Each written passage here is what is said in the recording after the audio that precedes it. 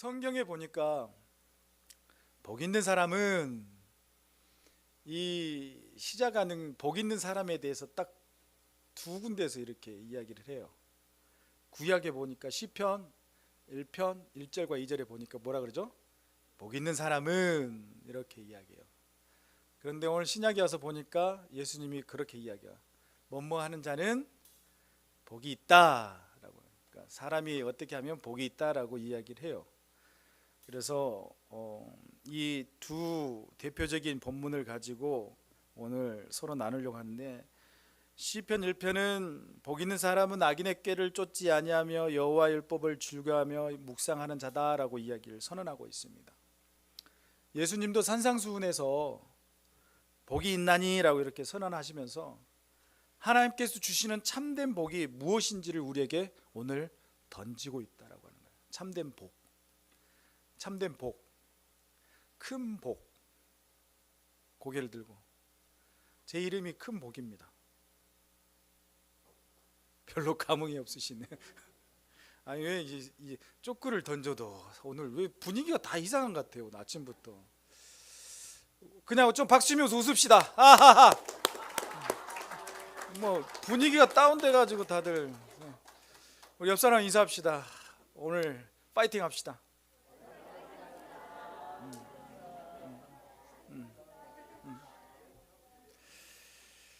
그래서 이거 시편과 산상수훈에서 복에 대해서 이제 그 개념을 이야기를 하고 계시는데, 성경이 말하는 복은 단순히 우리 세상에서 얻어지는 그런 복이 아니다라고 하는 거예요.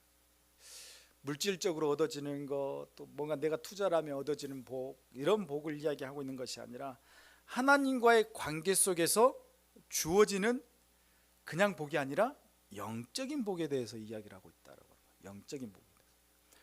오늘 이 연결성을 가지고 있는데, 오늘 이 온유라는 단어, 이 온유, 많은 부모들이 아이 이름을 지을 때 온유라는 단어도 있습니다. 제가 대학교를 다니는데 어떤 청년 선배가 교회에서 계속 누구랑 부딪히면 항상 이런 말해요. 온유, 온유, 온유, 온유, 온유, 온유, 온유, 이렇게 해요. 그러면서 그걸 잘 이해를 못했는데 오늘 말씀을 연구하다 보니까 그런 말이 이해가 되더라고.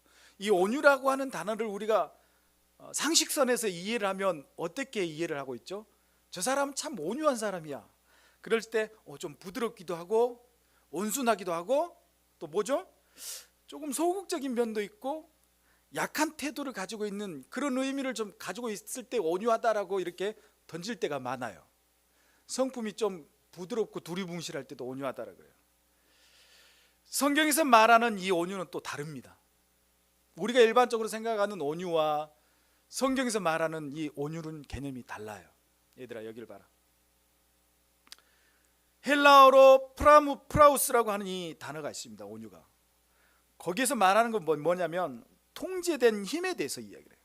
온유라는 것은 헬라어로 통제된 힘이다, 훈련된 힘이다라고 하는 거예요. 훈련된 힘을 의미하고 있다라고 하는 거예요. 히브리어로 아나우라고 하는 단어는 하나님 앞에서 자신을 낮추고 순종하는 성품을 의미할 때 온유하다라고 얘기해요. 온유하다. 우리가 알고 있는 온유하고는 좀 개념이 많이 다르게 느껴집니다. 성경적 온유라는 것은 결국 뭐냐? 길들여져 있는 힘이다라고 하는 거예요. 길들여져 있는 힘. 단순히 순한 양과 같은 그런 온유가 아니라 야생마처럼 길들여지고 거칠어져 있는 그 성품이 하나님의 손에 의해서 길들여져 있는 상태. 이거 보니까 제가 그러더라고요. 제가 워낙 다혈질이고 워낙 쉽게 말하면 쌈딱이었습니다. 쌈딱. 그렇게 잘 부딪히고 힘들었어요. 길들여지지 않는 시대의 상태였다라고. 전도사 때부터 이 사역을 해보면서 제가 그러더라 이거예요. 길들여지지 않았어요. 전도사 때 보면 사역을 할 때 부목사고 엄청나게 싸웠어요. 당신이 부목사지 전도사인데. 근데 그 목사님이 저한테 당신 때문에 나가겠다라고. 오히려 더 내가 고집이 세고 괴파 가진 상태. 이렇게까지 변화된 상태가 언제였냐면 별과 몇 년 안 됐습니다. 교회 개척을 하고 한 2, 3년 지나니까 그때부터 마음이 이렇게 힘이 빠지기 시작하더라고요. 이거 보니까 내 스스로가 할 수 있는 게 아니라 누구에 의해서? 하나님에서 이렇게 길들여져 있는 상태를 뭐라고 이야기한다? 온유라고 한다라고. 우리 이 학생부 애들을 보면 온유한 상태가 아니에요. 여러분도 이해가 되지? 대답하기 싫어하는 상태, 아직 온유하지 않는 상태. 우리 집사님 쌍둥이들 집에서 보면 야생 봐줘. 안 그런가요? 아주 힘듭니다. 금요일날 저희 아들 성교를 보셨죠? 어때요? 온전히 얌전한 것 같죠? 천만의 말씀. 저렇게 되기까지 하나님이 그렇게 길들여 놨다라고 하는 거예요. 엄마하고 시덥게 눈만 뜨면 싸우는 거예요. 눈만 뜨면 싸우. 마찬가지입니다. 우리가 인생이 그러잖아요. 벼가 시간이 지나고 세월이 지나면 어떻게 된다? 고개를 숙인다.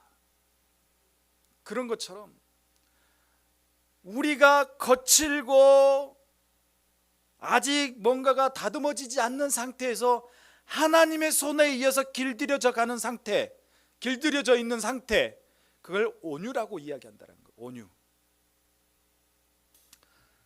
즉 온유한 자는 힘과 능력이 있음에도 불구하고 하나님의 뜻에 따라서 절제하면서 순종하는 사람을 온유한 사람이다라고 이야기하는 거야. 온유한 사람. 내가 할 수 있지만 그거를 절제하면서 누구에 따라서? 하나님의 뜻에 따라서 절제하고 순종하는 사람을 온유한 자다라고 이야기하는 거예요. 이 온유한 사람의 대표적인 인물이 구약에 나오는데 누구냐면 보니까 모세라고 하는 사람이 나와요. 모세라고 하는 사람. 민수기 12장 3절 말씀에 보면 뭐라고 했냐면 이 사람 모세는 온유함이 지면의 모든 사람보다 뭐하더라? 승하더라 라고 이야기해요. 모세가 우리 생각해 보면 그런 사람인가요? 아니죠. 모세는 원래부터 온유한 사람이 아니었습니다.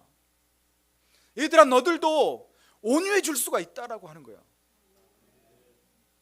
지금 너네들이 이렇게 갈팡질팡하고 럭비공처럼 어디로 튈지 모르고 내 생각이 모르지만 예배당만 오면 2층 예배당만 오면 뭘 던지고 싶고 부수고 싶은 그런 거칠 마음이지만 너네들도 하나님이 송지라고 이렇게 훈련하면 온유한 사람이 될 수 있다라고 하는 거예요. 자신감을 가져. 준수야 윤수야 자신감을 가져. 밥 안 먹고 왔니? 이상하다. 응? 여러분 자신감을 가져야 되는 거예요. 모세는 원래부터 온유한 사람이 아니었다라고 하는 거예요. 젊은 시절을 보니까 출애굽기 2장 11절에서 12절 말씀을 보니까 애굽 관리가 히브리를 학대하는 것을 보고 분노해가지고 어떻게 해버리죠? 모세가 살해를 해요. 죽여요. 거기에서 우리가 그 모세의 성품을 보면 어때요? 그가 다혈질적인 성격을 가졌다라고 우리가 추측을 할 수가 있어요. 그러나 40년간 미디아 광야에서 양을 치는 훈련을 받으면서 누구에 의해서 길들여지죠? 모세가 하나님에 의해서 길들여집니다. 하나님에 의해서 길들여져요. 민수기 12장에서 아론과 미리암이 모세를 그렇게 비방을 합니다. 모세는 거기에 대해서 대들고 막 따지고 그러나요? 아니에요. 변명조차도 하지 않고 반박하지도 않고 침묵하면서 하나님의 손에 맡깁니다. 맡겨요. 그랬을 때 하나님은 모세를 뭐라고 이야기하냐면 가장 온유한 자다라고 이야기해요. 가장 온유한 자. 가장 온유한 자. 온유한 자가 하나님의 뜻에 따라 쓰임을 받는다라는 것을 우리에게 보여주고 있는 모습이에요. 마찬가지 우리 학생들도, 우리 청년들도 마찬가지예요.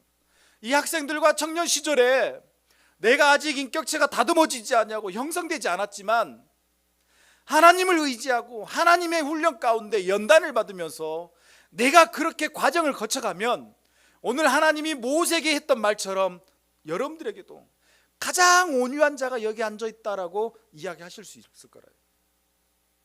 아멘이 없네. 그렇게 될 수 있다라고 하는 것이에요. 그러면서 오늘 예수님은 마태복음 5장 5절에 이렇게 이야기하죠. 온유한 자는 복이 있나니 저희가 땅을 기업으로 받을 것이다. 온유한 자는 하나님의 통제를 받으며 절제된 힘을 가진 사람이다라고 이야기했습니다. 절제된 힘을 가진 사람.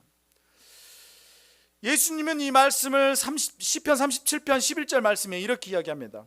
오직 온유한 자는 땅을 차지하며 풍성한 화평으로 즐기리로다.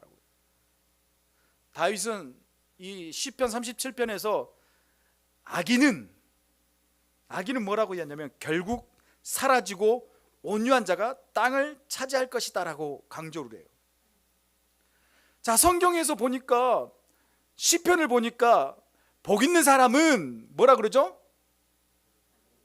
악인의 꾀를 쫓지 아니하며 죄인의 길에 서지 아니하며 오만한 자의 자리에 앉지 아니하고 오직 여호와의 율법을 즐거워하여 주야로 묵상하는 자다. 그 다음에 또 뭐죠?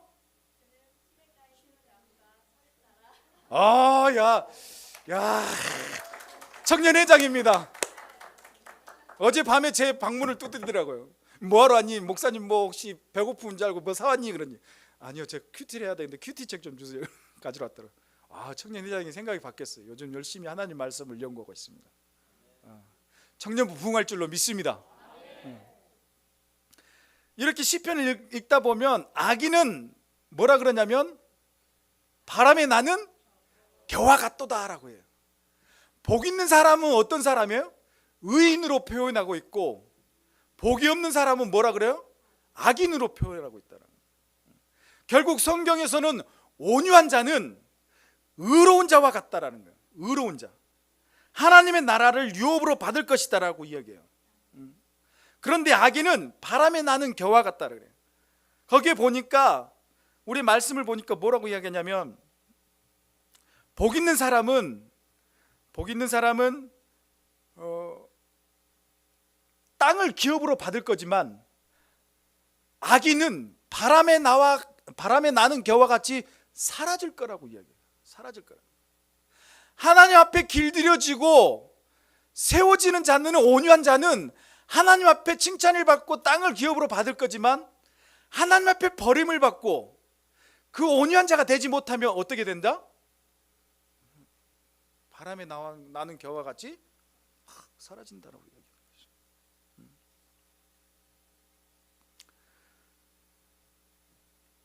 그래서 오늘 시편에 오늘 이 말씀과 함께 더불어서 우리가 오늘 고민하게 되는데, 다윗은 악인은 잠시 후에 없어지는 것과 같다라고 이렇게 다윗이 계속 이야기를 해요.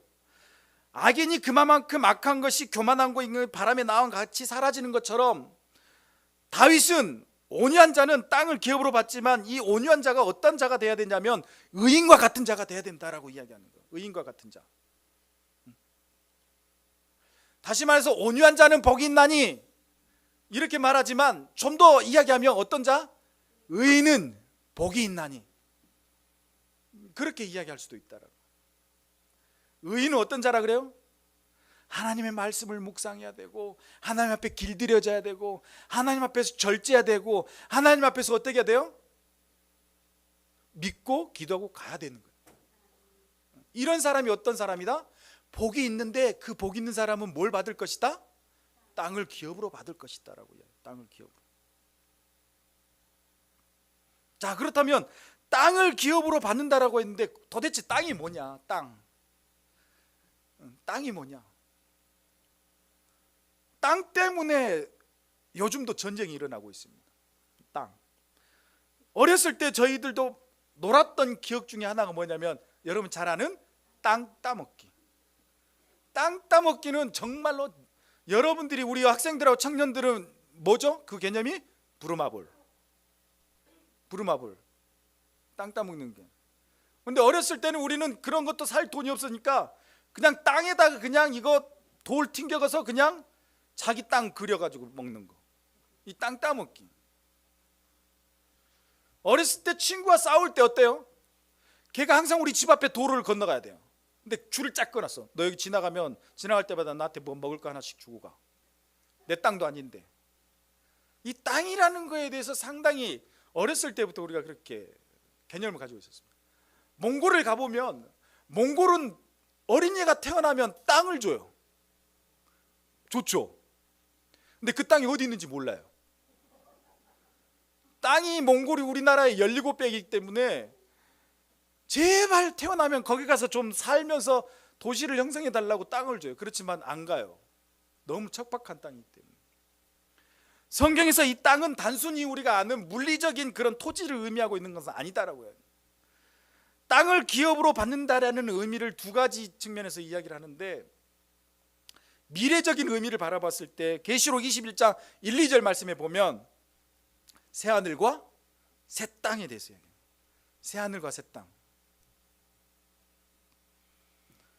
하나님과 함께 영원히 누릴 수 있는 유업이 되겠다라고 하는 것이에요.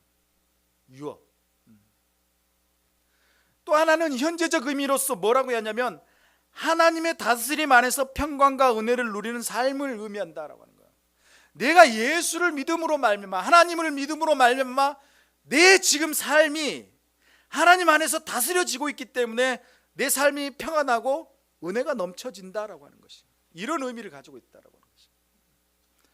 다윗이 말한 온유한 자가 땅을 차지한다는 것은 하나님께 속한 사람들에게 주어질 그런 축복에 대해서 의미를 던지고 있다라고 하는 것이에요. 자, 우리 학생들, 여러분들은 이미 땅을 기업으로 받은 사람들입니까? 아니야? 내가 봐도 아닌 것 같아.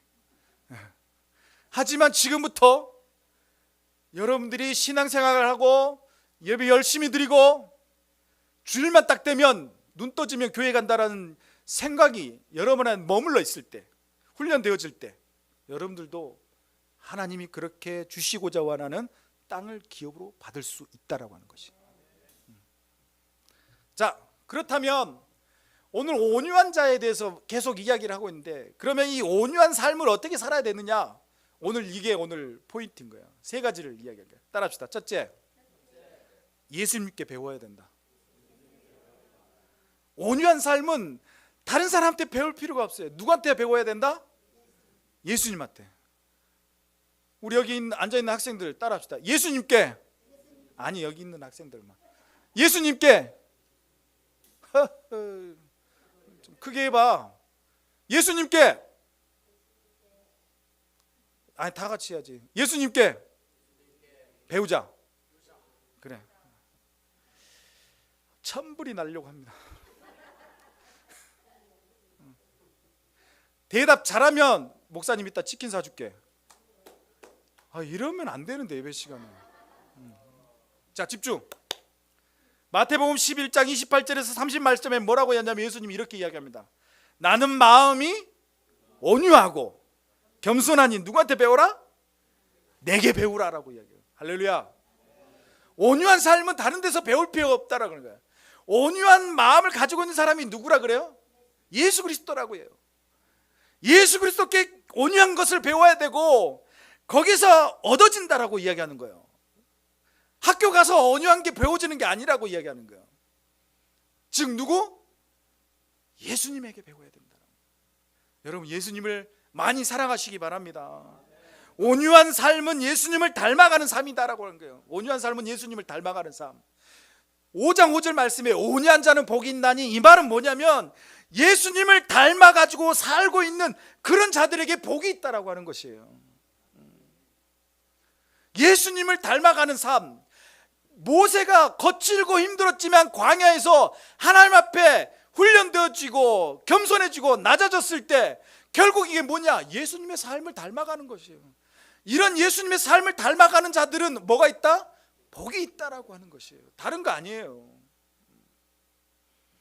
예수님의 멍에는 쉽고 가벼움으로 그분께 배우고 따를 때 우리가 온유한 게 얻어진다라고 하는 것이에요. 다른 것에서 온유한 삶을 찾지 마시기 바랍니다. 오직 예수님께 찾아야 되는 것이에요. 자, 두 번째 따라합시다. 자신의 한계를 알아야 된다. 알아야 돼요. 로마서 7장 19절 말씀에 바울은 뭐라고 했냐면 내가 원하는 바 선은 하지 아니하고 도리어 원치 아니한 바 악은 행하는도다 라고 이야기를 해요. 철저하게 자기가 누군지를 알아요. 우리가 싸움 중에 그런 말이 있어요. 갑자기 생각 안 나네. 100점. 그렇지. 지피지기면 100점 백승이라. 그리고 또 뭐 있죠? 99번 말하는 것보다 한 번 가서 보는 게 백문이불여일가. 맞아요. 이 말은 뭐냐면 결국은 알아야 된다라고 하는, 알아야 된다라고 하는, 알아야 된다. 알아야지만이, 스스로 내 한계를 알아야지만이 온유한 삶을 살 수 있다라고 하는 것이에요. 내가 온유한 삶을, 소두의 목사님이 했어요. 내가 할 수도 있고 능력으로 해결할 수도 있겠지만 그것을 다 주저앉혀 버리고 내려버리고 오직 누가 결정하시는 것? 하나님이 결정하는, 예수님이 결정하는 대로 뜻으로 따라가는 것이 온유한 삶이다라고 이야기하는 거야. 그렇게 되기 위해서는 결국은 나의 한계를 알아야 되는 거예요. 나의 한계를. 목사님, 저희 한계는 여기까지인가 봅니다. 다음 주부터 교회 안 나오겠습니다. 이런 한계가 말하는 거 아니에요. 알았어요? 이런 한계가 말하는 거예요. 제일 무식한 운동선수가 뭐냐면 목사님들이에요. 축구를 하면 다리를 쩔뚝쩔뚝거리는데 그러면 나와야 돼요. 이미 한계가 왔는데 절대로 안 나오기 때문에. 목사님은 서울에 목사님들 축구하러 가면 절대로 안 나온대.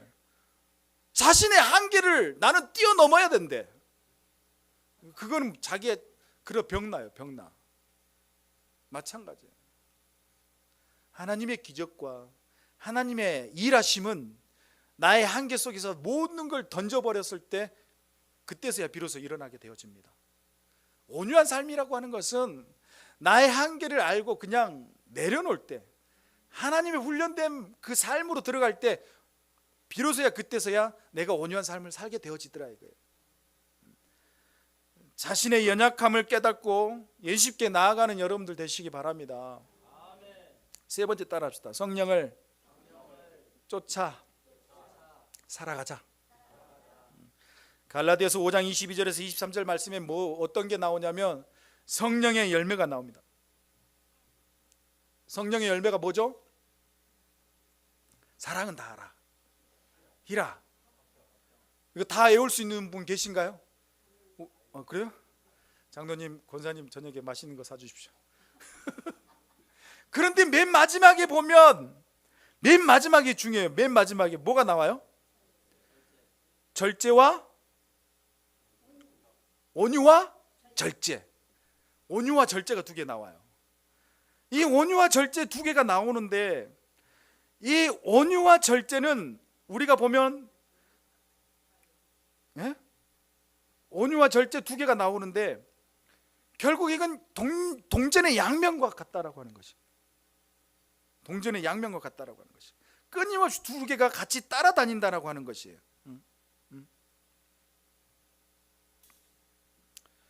성령을 쫓아 행하는 것이 온유한 삶을 사는 핵심이다라고 갈라디아에서 이야기를 해요. 온유한 삶을, 그 열매를 맺을 수 있는 건 뭐다? 성령을 쫓아서 행하는 것이다라고 하는 거예요. 성령이 뭡니까?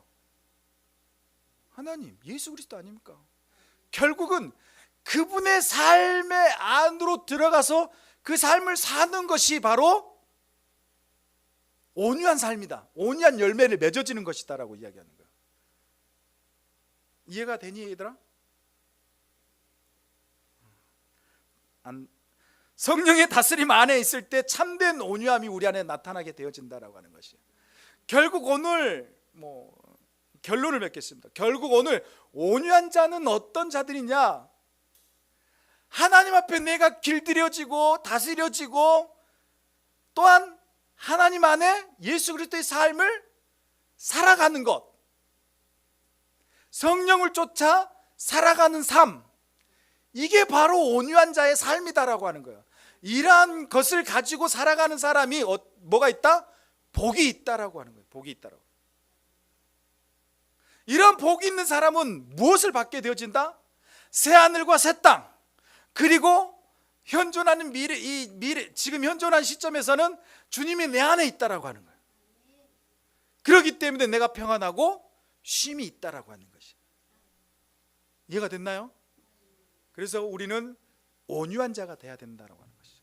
온유한 자. 얘들아, 멍 때리지 말고 여기 봐. 온유한 자가 돼야 된다. 온유한 자. 온유한 자는 하나님의 통제를 받아야 됩니다. 자신을 절제할 줄도 알아야 되고 하나님의 뜻을 따르는 그런 사람이 돼야 된다라고 하는 것이, 예수님을 통해서 배우고 자신의 연약함을 깨달고 성령의 인도하심을 받아서 온유한 삶을 살 수 있다라고 이야기를 하고 있습니다.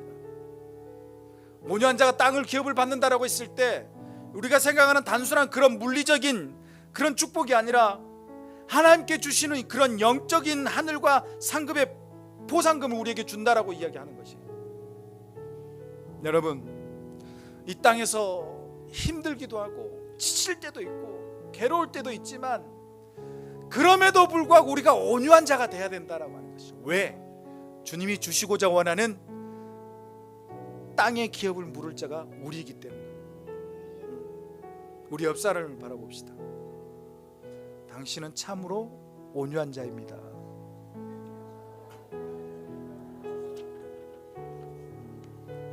우리 모두 온유하고 겸손하신 예수님을 닮아가면서 하나님께 귀하게 쓰임받는 삶을 사는 여러분들 되시기 바랍니다.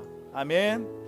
우리 이 시간 찬양합시다. 주가 보이신 생명의 길 찬양하면서, 하나님, 저도 모세가 주님 앞에 그렇게 길들여지고 하나님이 세우신 사람으로 이렇게 쓰임받는 것을 보게 되었습니다. 저 또한 그렇게 하나님 앞에 길들여지기를 원하고 훈련되어지기를 원하고 예수님을 닮아가는 삶을 살기를 원합니다. 하나님, 저를 하나님의 온유한 자로 세워주시옵소서. 그렇게 기도하시고, 우리 학생들도 마찬가지. 학생들, 교회에서도 온유한 그런 삶이 되기 위해서 길들여질 수도 있겠지만, 또 하나 학교 생활하면서도 온유한 그런 삶을 살아갈 수도 있어요. 학교 훈련 생활을 통해서 여러분 스스로가 하나님 앞에 오늘 기도하면서 그런 삶을 살게 해달라고 같이 기도합시다. 아멘. 우리 찬양합시다. 주가 보이신 생명의 길, 나 주님과 함께 상한 마음을 들이며 주님 앞에 나가리. 나의 의로움이 되신 주, 그 이름 예수, 나의 길이 되신 이름 예수. 나의 길 오직 그가 하시나니, 나를 단련하신 후에 내가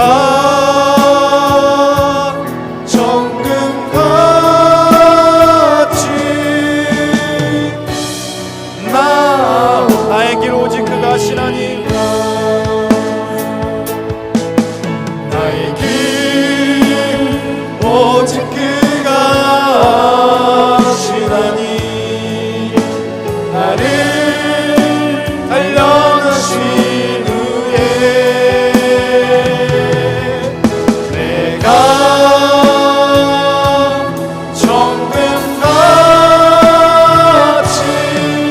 우리 시간 다같이 두 손 모아서 주여 한번 부르시고 온유한 삶이 되게 해달라고 기도합시다. 같이 기도하겠습니다. 주여, 하나님 아버지 감사드립니다. 아버지 하나님 거칠고 아버지 하나님 정말로 핍박한 삶 가운데 놓여 있는 인생이지만 하나님께서 오늘 저를 만져주시고 훈련시켜